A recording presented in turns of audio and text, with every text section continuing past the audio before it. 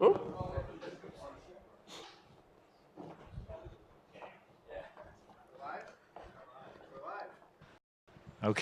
welcome McCann World Group. I'm Richard Black. I'm the Chief Growth Officer in North America for Momentum, and I want to thank you all for joining us.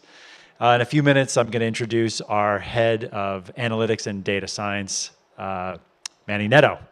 But first, I want to just talk very briefly about Momentum and to give you some insight as to why Momentum BI, our intelligence platform, actually exists. If you think about where agencies sit today, and this is really important for all of us, the modern agency prioritizes data and intelligence at the top of every brief. It has an experience platform and how we create work. Inside Momentum, we call that the total brand experience. It gets recognition for awards, for talent, and its work. It has a thriving culture, and I encourage all of you to follow us on our channels, and you can see our culture in action. It's filled with subject matter experts. Okay, this is what the modern agency is like. Our agency is a global agency. It is what we consider a global experiential advertising agency. And I want to talk about the few things that we offer. Click that for me. Thank you. So we offer 5 disciplines. Fairly simple. Experiential and events. You would all know this from the work that we do, but we prioritize intimacy over scale. So while there's 20 of us in the room, the idea is that there's tens of thousands watching outside of this. Right, we call that intimacy at scale. Sponsorships. We've earned the trust to manage over $4 billion in sponsorships, and we help manage those. And related to today's conversation, we do this on a cloud-based technology and platform, which Manny and team are building. We use this for clients. Music and entertainment. If you buy a ticket, if you go to a concert or a festival, or if you want to see what's going on at Coachella, we activate globally for brands in the music and entertainment space, including our latest entry into esports, which will be another upcoming Momentum series for that. And the last piece is all about purchasing and retail. This is our shopper marketing practice. Our investments to date and why our agency is fundamentally different and competes and partners with all of the agencies within the World Group is that our investments have been in insights, analytics, strategy, and creative to build some of the world's most amazing experiences. We produce 15,000 experiences a year globally, ranging from the Super Bowl on 5G to a small event like this. To do that, it's powered and sits on top of an analytics platform called Momentum BI, and it's my pleasure to introduce Senior Vice President Manny Netto, who heads up analytics and data science for Momentum. Manny? Thank you. All right. Okay, guys. So knowing that I was going to come here, I was trying to find a word to describe the platform, and a lot of them popped up. But the one that I do want, so let's call it magic. The platform's pure magic, but not magic in the sense of Harry Potter, Hogwarts, even though Momentum has a little bit of Hogwarts in its blood, but more in the sense of precision. Magic in the sense of precision. Magic in the sense of understanding the customer journey so intimately. Well, magic in the sense of intimacy, but not the creepy kind of intimacy, the intimacy that makes us us, right? That makes us unique. So the things that allow us to unpack the layers of information that we carry as people and essentially get more closer to the engagement, to your universe, tailor the communication to your universe. So I think in this room it's safe to say that the majority of us, if not all, work from a McCann World Group, right? And if you take a level above, we can say, hey, you work for IPG. If you take a level even further, you can say you work for Agency Life. Now, even though all of that's true, when you stop to think about how all of us are very different, are very unique, they're all of the things that make us us, right? Make us unique. How do you see your identity? Are you gay, are you straight, are you married, are you not married, do you have kids, do you not have kids, and et cetera, et cetera, et cetera. And in today's world, when you communicate, even though to a group of people who work for agencies or IPG or even McCann, even though we're part of the same cluster, we have to consider these things that make us us to tailor the communication throughout that. And for that, we need precision, right? And that's a word I want you guys to remember because the platform helps us get there, precision. So this precision is kind of spread across 3 verticals of focus, which is sponsorships, experiences, and shopper. We're going to see a live example today, and I'm going to show some of the details of the platform from there. And so essentially, when you engage with us, you can actually come just with a question. because our offerings and the things we try to unpack for you guys is the concept from concept to shelf, with the goal of, hey, I have a question, I have a challenge, I have a client. How do I make magic happen throughout it? So we execute all of the concept all the way from understanding the market to looking at the size of the opportunity and taking it all the way to the journey of let's plan, let's execute, let's optimize, let's look at ROI and how things are going from there. And eventually, what we're trying to solve is what I think I've seen in every single place, and probably you guys might get familiar with some of your clients here, which is, in today's world, unfortunately, we still have, in some cases, limited information about the audience. Or the things they live disjointed, they're fragmented in terms of information. Marketing on one piece, sales on the other, the brand sign on something different, and essentially they don't communicate, which limits us in terms of possibility to unpack these layers of details that I was talking to you guys about. So, and Momentum BI comes to try and solve for that, to give an omni-channel view of the world where we're connecting all of these points of what did you do when you woke up, who are you, how do you see yourself in this world, and then merging quantitative and qualitative data. So not only we have the hot numbers, we also understand how do you position against certain things, how do you see yourself against certain topics, and how do you identify your identities, right? What makes you unique? We manage data, so we're also capable of building data lakes, which have done some of them. And because of that, we can get really precise in terms of targeting and therefore get to these layers of details and uniqueness of each of the audiences. The way we split the aggregation, the engagement with us, really comes in four different formats, engagement cycles. So don't limit yourselves to this one. This is just, in the majority of the cases, this is how it works. But we can work with any client, any stage of the data journey or the discovery journey, right? Some clients are very advanced and they have technology, they have capabilities. And some clients are in the infancy, that's completely fine. We can engage regardless of their stage. But ultimately, we focus on aggregating the information to an environment. The example of one of our financial industry accounts, we actually aggregated over 20 years of history into one location across 27 different sources.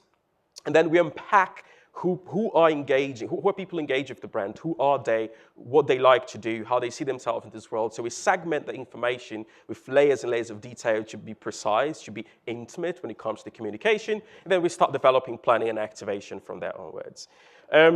The good news is that the clients are believing that, they're buying it, they're seeing the value of it. So, and as you guys can see, they vary from many different industries and also in different stages of their journey of discovery of data, technology, AI, and whatnot. So we have financial industry clients, we have telecommunications entertainment clients, we have yogurt kind of clients, so in the food, retail experiences, and all the way to healthcare industry and whatnot. So long way of saying there's no limits in terms of industry or opportunity or size of the client. We have a solution for pretty much all of them. Just start with a question or a challenge you guys have in mind. And then essentially what powers this system, and before I go here, I like to say that once all of these pieces are activated, we're capable of understanding the behavior of over 90% of the US population. So, and the reason why we can do that is because of this powerhouse of data lakes that we have already. And sometimes clients come with us and they allow us to use their data, which is awesome. But there are cases where they don't allow us to use the data, or they don't even know that we're building something for them, and we surprise them based on the challenges we know. The example I'm going to show you guys, a piece of it, actually is in the alcoholic beverages industry, and the client didn't know that we're doing it. So we tailor the entire platform to their universe based on conversations we had with the account team, the business leadership team, strategy team, whatnot, and then we built based on their challenges, and it was a huge success. So I'm going to talk a little bit about each of this data lake, these data partners that we have. Let's start with Philosys, which today gives us over now 130 million households behavior and attitudes information. So what it means is that they give us things like, hey, in this universe of people, in this geolocation, we're capable of understanding the breakdown between male and female, so identities, purchase behavior, how do you feel about certain topics, and you can geofence it. Then we go with Siemens, which I think probably some of us are familiar with that, which is basically panels. So it's research. So we have quick pulses and quickly understand how groups of people feel about certain topics as well. So again, we're very big on merging the qualitative and quantitative sides, so you can also start understanding how to communicate and develop communication in addition to the volume. And then we have one of my favorite ones here, it's called Numerator. And Numerator gives us is a powerhouse of information about buying behaviors. So Today, we receive over 420,000 receipts on a daily basis, down to a product level. So we have about 500,000 people across 500 million journeys on a yearly basis, and all they're doing is they're uploading the receipts. So I can then split that across vertical, and I can understand where are you buying, where are you buying, why are you buying, so we can start helping our clients understand how their products are going out, what kind of products are being bought. And that is, we analyze over $90 billion in spend on a yearly basis in the US. Then we have our proprietary data, which is the magic behind Momentum. So we run also our quick mobile service, so to get quick pulses. An example is, let's imagine somebody, a famous personality, or somebody who's famous, tweeted something about a personal brand, about a particular brand, and maybe it's one of the brands that we touch. We can quickly go ahead and launch a survey to understand how that impacted the audience, how they feel and whatnot. And then, because we partner with IBM to build the platform, but that said, we do work with Amazon, Google, and whatnot. We also leverage all of the suites of tools, which includes the weather app, which I'm assuming all of us probably have on our smartphones, and then, the Lucy, MetroPost, and whatnot. And we connected everything using LiveRamp. I've been talking really fast. Any questions thus far? Brilliant. So now, again, the magic words here is precision, intimacy, and when all of these things are activated, we're capable of understanding the behavior of 9% of the US population. I've kind of talked a lot about the magic behind the scenes. So I'm going to ask my colleague here to help me transition to the platform demo, so I can show you guys really quickly how that comes to fruition for this particular client in the alcoholic beverages industry. So, oh, look at that. That was actually fairly quickly. So as he's making this magic happen for me, just a quick background. So the platform has basically 9 big features, right? And I'm going to isolate a few of them today so you guys can see how we unpack the layers of details and intimacy of each of the audiences and the segments. But some clients don't use all of them. Some clients use just one feature instead of everything else. So it really doesn't matter how far they are in the journey. We can definitely tailor the platform to their needs as well. All right.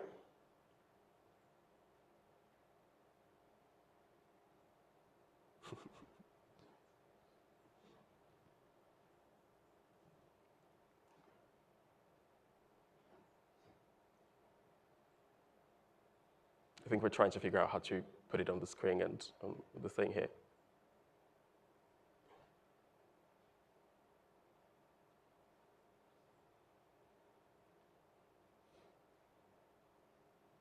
This is when Harry Potter should definitely kick in, right?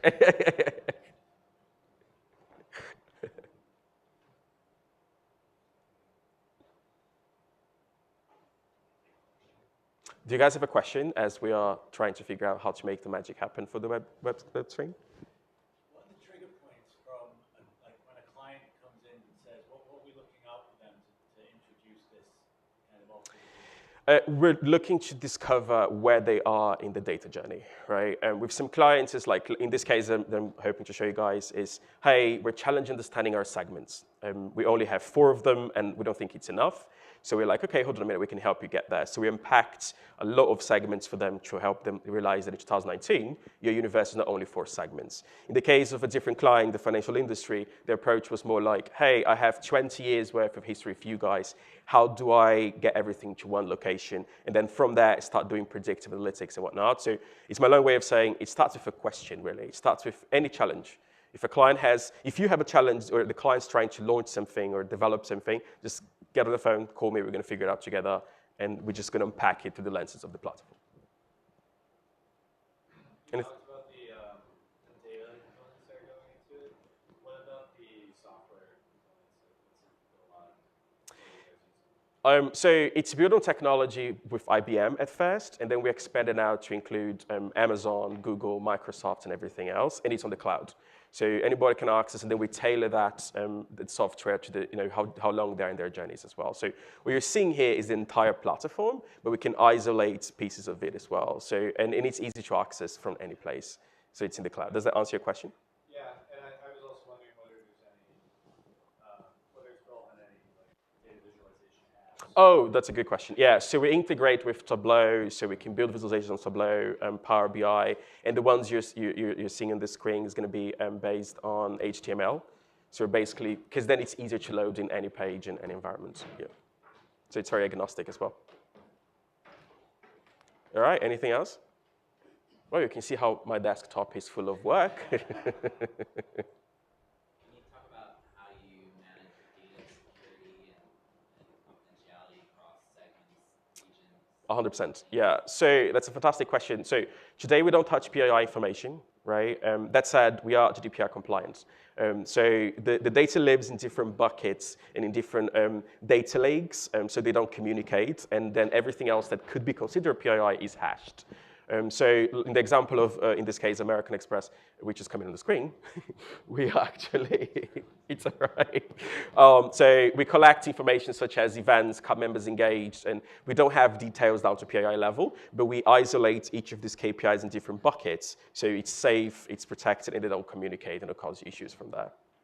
So it's also, and it's also GDPR compliant. So Or any kind of training for new starters on this thing? 100%.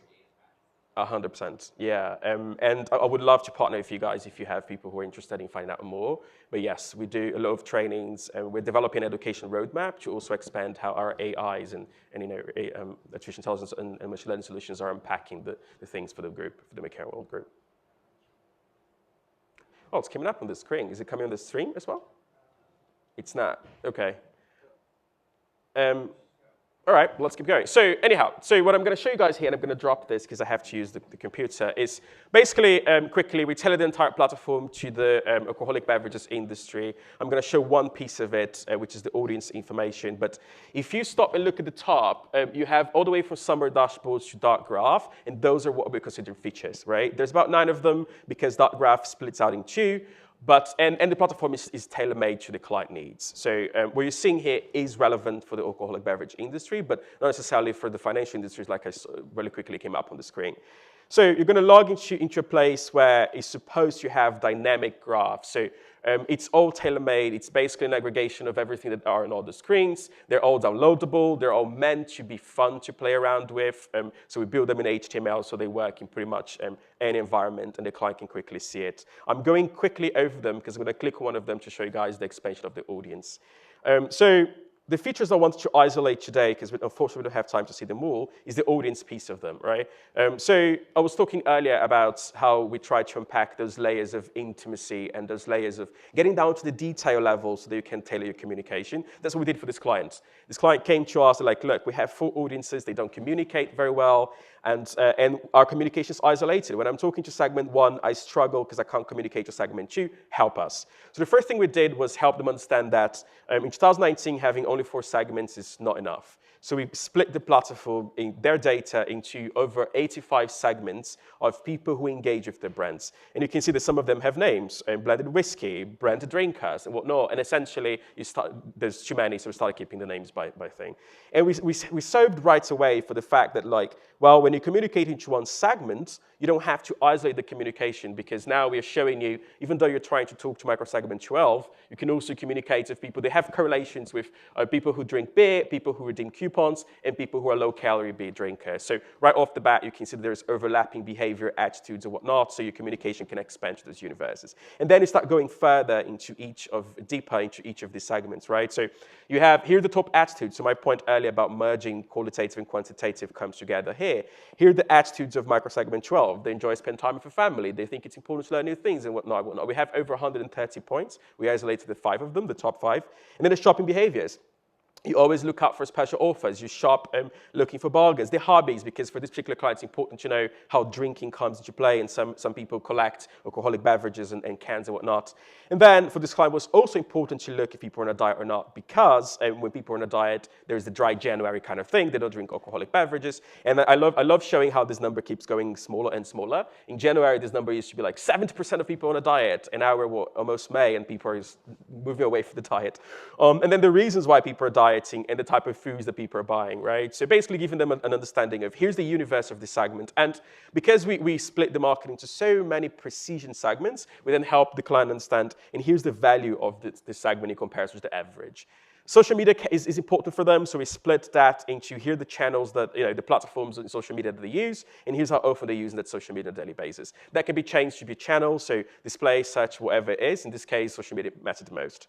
We then go through a demographic just breakdown of saying, here's microsegment 1, and here's how the representation each of the states. Or you can do that for all of the segments. You can also isolate the segments and showing the representation each of the states. And then we go further into understanding how they see their identity in this world, right? So I'm going to bring microsegment 5 because it shows a good example of the size of the opportunity as well. So, the breakdowns of age or male or female, age groups, race and ethnicity, and the type of alcoholic beverages most used. And in the example here, you can see that this segment perhaps shouldn't be a priority, right? It's much lower compared to the average, but if you chose to do so, you can also hover over and start seeing where they're prominent, where you can start talking to them.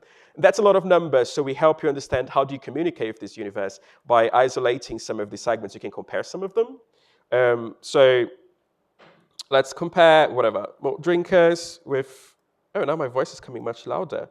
With people who drink blended whiskey. And we're going to select a category to compare. We're going to compare them in attitudes and interests. So what it's going to do is going to load a lot of information from a qualitative perspective, then you can start comparing both of them. So how does one segment feel about environment versus the order, environment-friendly behaviors, whatever, and you can start doing the same thing for general. Look at all of the topics of information you can start comparing to see how they feel about certain particular topics. And the same thing happens if you start going on media, what type of media they consume, how they feel about TV, and etc., etc., etc. And you can isolate that up to 5 segments to start unpacking that. Questions thus far? Perfect. I'm going to show you one more because it summarizes how then eventually it could be too much information for them to digest. So we help them understand here is how to look at the opportunity size. So we basically broke out by beer, wine, and spirits, and the size of the bubble represents the size of the opportunity, how much they spend. You can hover over, you're going to see the breakdown, and you can isolate the information by segment name as well, and you're going to start seeing here's the size of the bubble, here's how much they spend. So microsegment 4 spends $12 million a year in comparison to microsegment 16 that spends only $2 million a year. And then essentially, you can do the same thing and see here on a breakdown by age or demographic information, age, ethnicity, gender, geography, and you're going to see here the overall ticket size versus the population size below.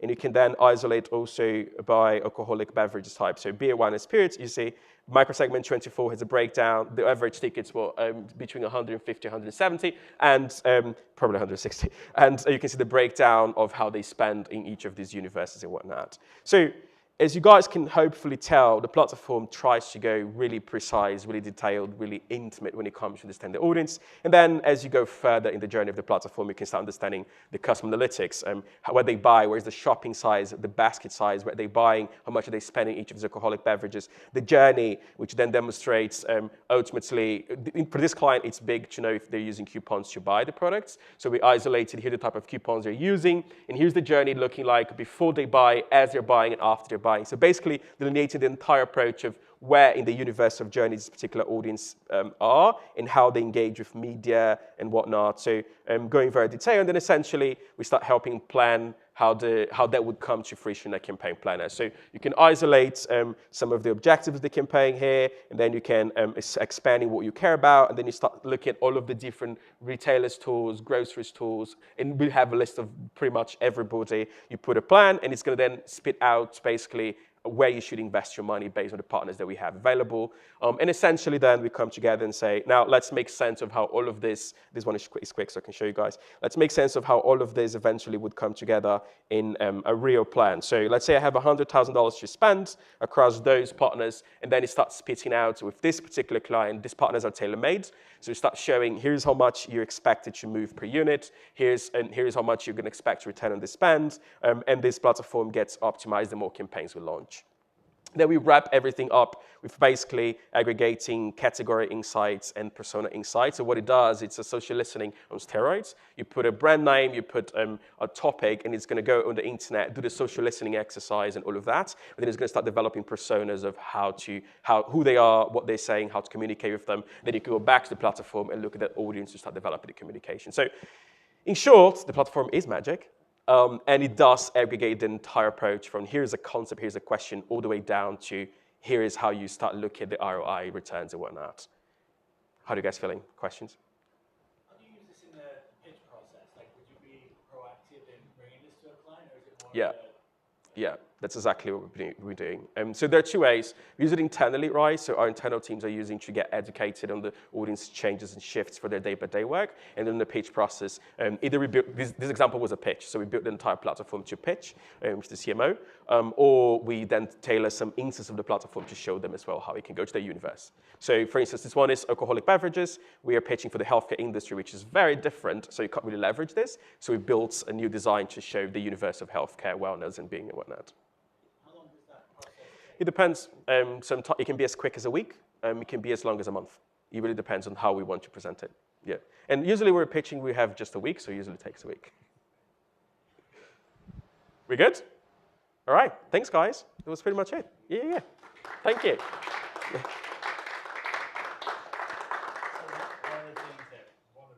We're not live streaming, are we? No, it's not. Right? Oh, we are? Okay. Hey, one of the reasons that we started this is because clients would ask us, think about in our space like that we do events, well, what's the ROI on an event? So events used to be, we would click through, so I'll call them vanity measures. 500 people came, they took a few photos, they had some F&B. But what's happened now is that experience is everything. In a recent study, actually, consumers rate experience is more important than price. So now, in the world where we all choose what we opt into, events and experiences are at the forefront of really marketing today. You see it in everything that you're doing, whether it's something you're doing online from e-commerce, or you want to go to Coachella and have somebody airdrop a pair of shoes to you, right? These are all experiences that we all crave. And so that really required us, how do we stay ahead and how do we stay competitive? Well, we had to build our own because it doesn't exist. And if you watch over the last few days, what do you see happening in the industry, right? The consolidation, aggregation of, data into, agencies, right? At scale. Right? Obviously, inside IPG, Acxiom, inside Publicis now, Epsilon, et cetera. But we need to move faster. We need to be ahead of the game because our campaigns are built sometimes in weeks. Your question about new business, we size the audience, we determine what the target likes, what they dislike, right? We go into clients and say, well, you think it's this. This is actually their behaviors, and these are the micro segments. This is what they're worth. So the science now is inspiring the art.